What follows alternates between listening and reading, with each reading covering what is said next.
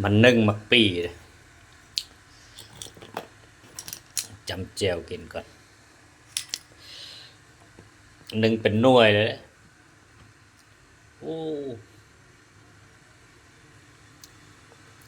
เปลี่ยนมะกล้วยน้ำว้าเนี่ย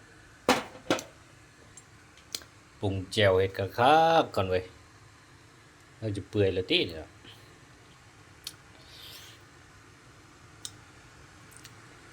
ตำเจียวกะคักจะจำกินเนี่ยกินตอนเวลาร้อนจังซี่แหละมันจึงค่อยแซ่บนะมันจึงค่อยผสมประสานกันเนาะ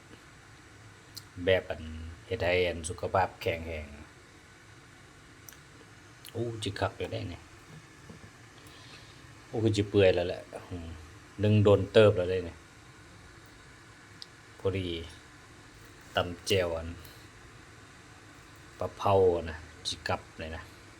เฮ็ดออกกินก็แซ่บได้มักปีนี่นะเราสามารถแต่งกินได้หลายแบบเนี่ยเฮ็ดออกเฮ็ดแกง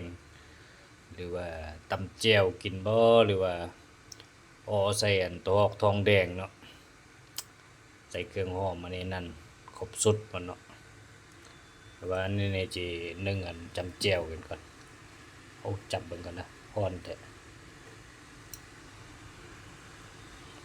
จะโอเคแล้วแหละเนี่ยนุ่มๆไปเนี่ยพอดีคาบหนึงเลย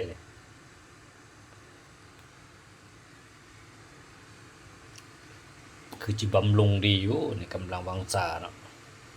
ปีใหม่ๆเนี่ยเนาะจะได้จัดก่อนเลยมาเด้